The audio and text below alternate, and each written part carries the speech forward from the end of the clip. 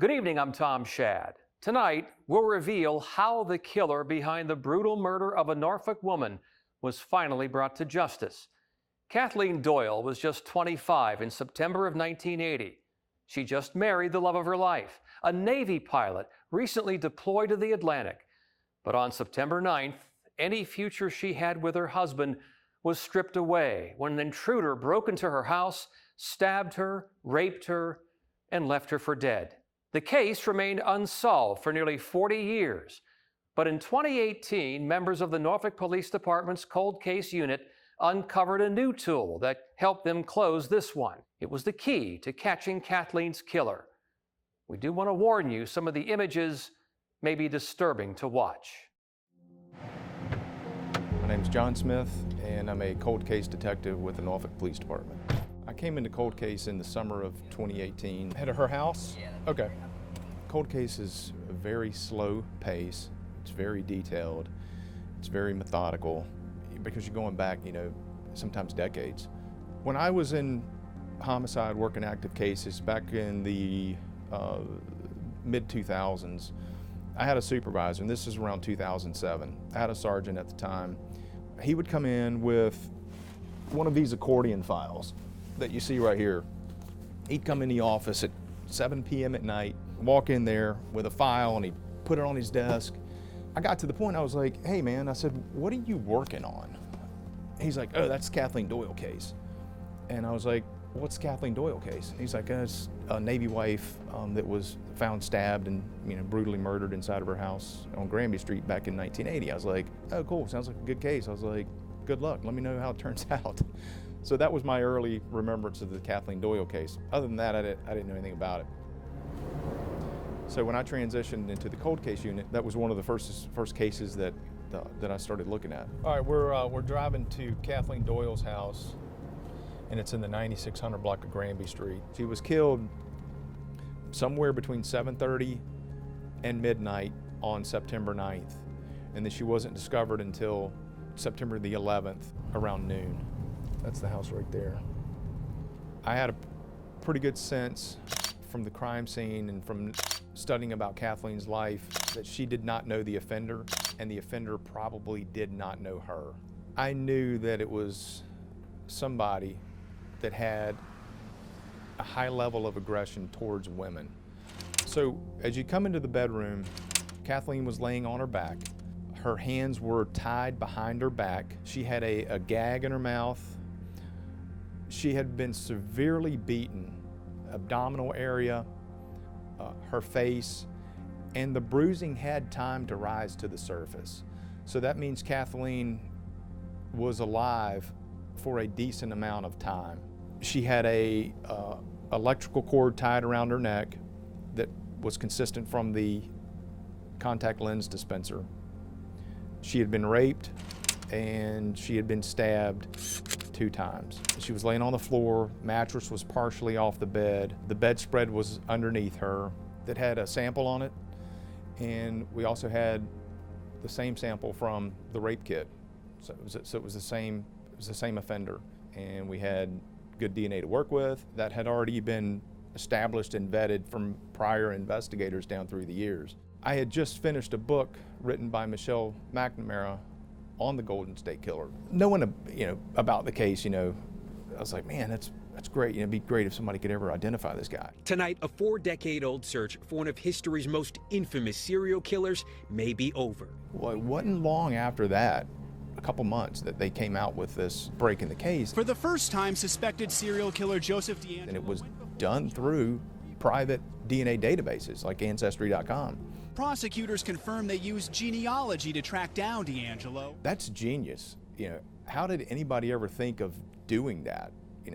Taking a database that's used for family members to try to identify other family members and try to identify their lineage, and now they're reverse engineering it to identify criminals. It blew my mind. Well, we knew the Kathleen Doyle case was a prime candidate for that. The DNA had been preserved, and it was an opportunity to capitalize on that. The question was, how are we going to do it? How are we going to fund it? What are the proper channels to go through to do it?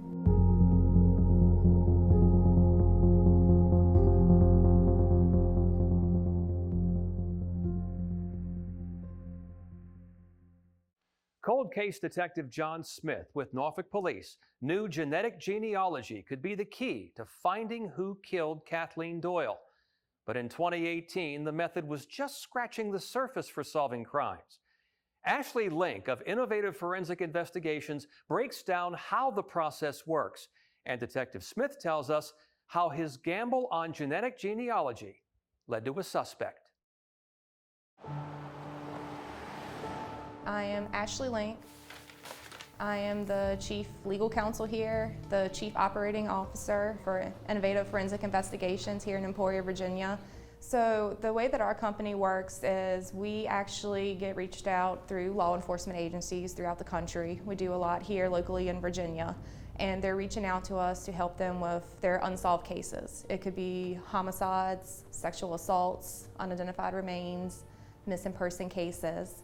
And they basically have done all their leads, and so they come to us with the hope that we can help them with solving their cases through genetic genealogy. Personally, from also being a prosecutor, I know that there's cases that eat me up, and I know when they're coming to us and when they're decades old, there are still detectives, even though they're retired, there's cases that bother them. Well, I didn't know what to expect. I wasn't sure if they were going to say, hey, this guy's your suspect, go get him.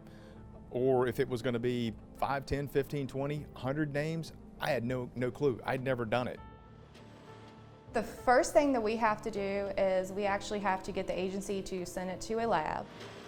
Sometimes that can take a couple months, sometimes it takes a few months. We have to have the sample sent to a lab that can turn it into a SNP profile, because the SNP profile is what we need to put it into the genetic genealogy databases online that allows us to compare DNA profiles to the subject profile that we're getting from the agency. But we have to have that profile first before we can even do anything on our end.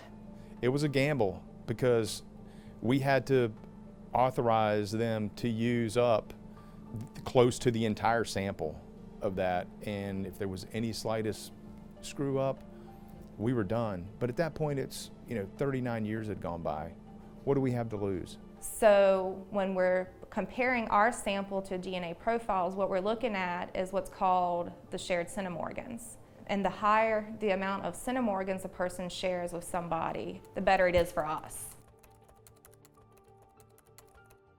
We put it into 2 online databases. The first one is GEDmatch, and the other is Family Tree DNA. Those are the only 2 online profile databases for DNA that we use, because those are the only 2 that allow us, through their terms of service, to use it for law enforcement purposes. So the genealogists actually have charts that they'll go off of, and the charts will tell them what the shared centimorgan amount is compared to what it would be in somebody in the family tree. So let's say, for example, a half sibling could have a shared centimorgan amount of anywhere from 1,100 to 2,400 shared centimorgans with the profile that we've put in. However, a half first cousin could only be 156 shared centimorgans to 979 shared centimorgans. So the lower the number, we know farther down the family tree. We try to narrow it down as much as possible. We don't want to just say, here's your list, good luck. They're hiring us and seeking our help for a reason. And because of our combined backgrounds, we know we can provide them more information than what just a regular genealogist company can. We would love to be able to just hand over 1 or 2 possible leads to the agency, because that's exactly what it is. We're telling the agencies these are leads. This is not the end result. We want you to take this information to go back and finish your investigation. Here's the report. September of 2018 is when I sent the bedspread off. November of 2019, so you're looking at, what, 12, 15 months later? I had a list of 32 names. So kind of my first goal was to let me see who from these 32 names I can put in the Hampton Roads area. I started running them on whitepages.com, yahoo.com, Google, all kinds of stuff. When you Google the name Dennis Lee Bowman, some red flags were raised. And then that's when I was like, I gotta look at this guy.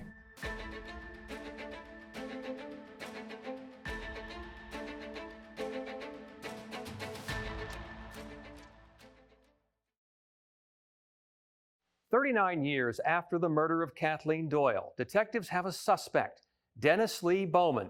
His DNA matched the sample from the crime scene, but Detective Smith still needed more evidence before he could make an arrest. One of the first things that popped up was an article from the Charlie Project, and it was a nonprofit organization essentially for missing kids.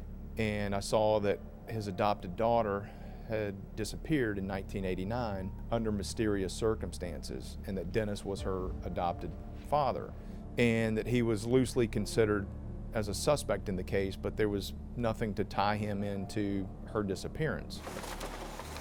Well, there was another article of an offense that occurred in Michigan in May of 1980, and that involved a girl that was jogging, and she was abducted from a jogging path, attempted rape, and the offender had fired 2 shots at her from a pistol. And Dennis Bowman was identified as the person that was responsible for that and arrested. That was on a Thursday afternoon. I had taken off that Friday just to get a breath of fresh air. I was like, all right, we've come this far, need a day off. And then I was off on the weekend, and I was already set to attend a cold case conference, homicide conference downtown. So there was a lady that was on the board of directors for the conference, and she was from Michigan. And I went straight to her and I said, hey, look, I was like, this is who I am, this is what I'm doing. I said, I'm looking at this guy for an offense here in September of 1980, but I see he was charged in May of 1980 in Michigan for a very serious offense. He was probably in custody on a no bond status just due to those charges. Can you help me, direct me to the person I need to talk to see if we can get those databases? And then she put me in touch with a detective sergeant from Michigan State Police that was at the conference. And I was like, hey man, this is who I am, this is what I'm doing. I'm looking at this guy named Dennis Lee Bowman. And he's like, I can tell you, John, I know Dennis, I know his family. He's probably your guy. I said, all right, well, let's find out if he was in custody in Michigan. That'll be if he was sitting in a jail cell in September of 1980, I can go ahead and knock him off the list.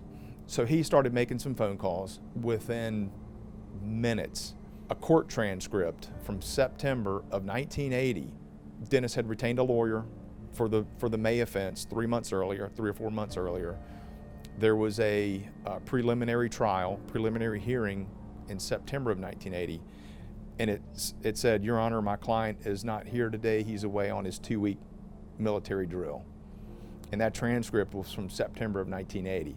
I was like, perfect. I was like, the guy's clearly not in Michigan for his preliminary hearing. He's on his 2-week military drill. I already knew he was in the Navy from getting the Navy transcripts. I was like, that dude was in Norfolk in September 1980. They agreed to do 24-hour surveillance on him until I could get an arrest warrant to fly to Michigan and arrest him. And he was going to be brought back to Virginia to face the charges of murder for Kathleen Doyle. All this for the last 15 months, and now I'm going to go finally meet this guy. You know, I'm going to go meet the maker that did these horrible things to this innocent lady. All right, Dennis, just have a seat over there. So I brought him back on a Friday, and I had the whole day to spend with him on the plane ride, back here at the office. I had to take him to our central records unit, get a set of major case prints from him. I had a search warrant ready for his DNA, and then the rest of the day was just spent talking to him, spending time with him. I adopted the role of, hey, I'm not here to harm you. I'm not here to threaten you. Let me be your friend. Let me be your lifeline. Do you want anything to eat, Dennis? Are you hungry? Yeah, I'm kind of getting there. Okay. Little did I know then, that played a huge role in him ultimately confessing to me about Kathleen and some other crimes across the U.S. He'd already told me on the plane ride he didn't want to talk about the case, so I let him call his wife. He went out and got me a bottle of water and a banana and a Chick-fil-A sandwich. Yeah, he got me a Starbucks deep roast right now. I'm drinking it.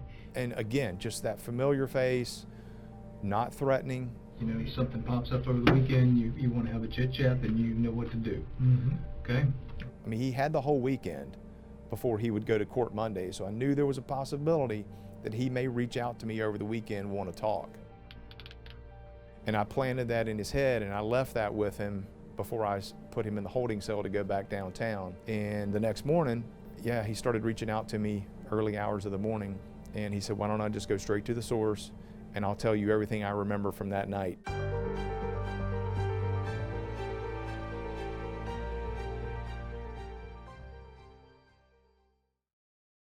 In November of 2019, investigators had Dennis Lee Bowman in custody for the murder of Kathleen Doyle. The evidence was mounting against him, and now he's willing to confess to killing Kathleen. But would he tell the whole truth? I'm between a rock and a hard place here, okay? Sure. If I go ahead and I confess right now to everything, Right. which I'm willing to do, Okay. all right? I'm thinking to myself, all right, if I don't get anything else out of that guy, that implies to me he had some involvement. That's what I'd like to talk to you more about. And I said, okay, Dennis, tell me what you remember. He was a pattern maker in the Navy. Well, they had him on a ship that had nothing to do with being a pattern maker, so that pissed him off. It was always somebody else's fault that led to his anger and his aggression and the things that he did. So he said, I was wound up like an 8-day clock. He said, I needed to get off the boat. He said, I found me a bar, a quiet bar, and he started drinking double bourbon and Cokes. And he tried to find his way back to base, kept telling me that he was drunk. I didn't know where I was. Okay. I didn't know where I was. That's the truth, whole truth, I was, nothing but the truth. I was wandering around. When I came out of the bar, I had no idea where I was. Okay. And so I just started wandering. He said as he's on his way back to base, he sees a nice little house. These people look like they may have some extra money laying around. So he needed some money to get back to base. So he used his knife to kind of move the hook and latch to get in through the window into the house. Makes his way into the house, looks around the kitchen area for some loose change, comes into the bedroom, and then that's where he sees Kathleen. Right there is where everything happened. Right there. On the bed. When I walked in the door, she sat up and was going to scream. I put my left hand on her mouth. I went to push her back down with my right hand. He's like, I lost it. I went nuts. I went ballistic. And the knife went in right there. And into a fit of rage, he couldn't remember what else he did between that time and the time he left. And that's when I blanked out. But he clearly remembered leaving. He clearly remembered going back to base, going to bed, waking up the next morning. You don't remember anything? He never would admit to tying her up, gagging her.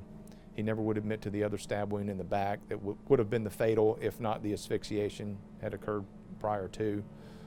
He wouldn't admit to beating her, wouldn't admit to raping her. And I never could break him of that story. I tried to. I turned up the heat a little bit on him at the very end of the interview, and it ended up basically shutting him down. I don't think you were as drunk as you say you were, because you're giving great detail, okay? You're giving great detail, but you're leaving out the one most single important thing in this entire case, and that's having sex with this woman. Now, hold on. But you keep going over the I want you to hear me and out. I don't know, I can't remember ever having sex with this woman. And he told me, he said, when I left, he said she was alive. Well, maybe she was. And maybe he came back that next day or that next night, and then that's when he suffocated her. That's when he killed her.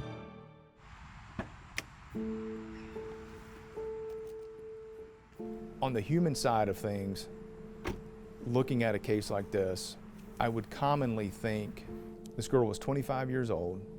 She was an outgoing personality. She had her whole life ahead of her. She was just married to the love of her life. They didn't have kids. They didn't have a chance to get to know each other. They didn't have a chance to live the rest of their life together with each other and raise a family. I had to compartmentalize like the brutality of it. I had to compartmentalize that this guy's a sick, twisted monster to elicit those truths from him. And to have Dennis face the rest of his natural life in prison away from his family was huge for me, because now justice has been served in a 40-year-old cold case. He's now paying the price for what he did 40 years ago.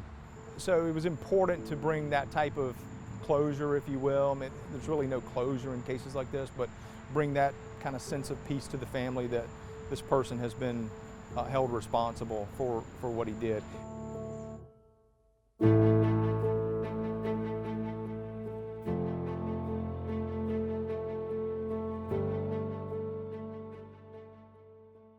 In June of 2020, Dennis Bowman pleaded guilty to first-degree murder, rape, and burglary. He is serving 2 life sentences plus 20 years at Sussex State Prison. To see more information on this case, go to wavy.com. I'm Tom Shad. Good night.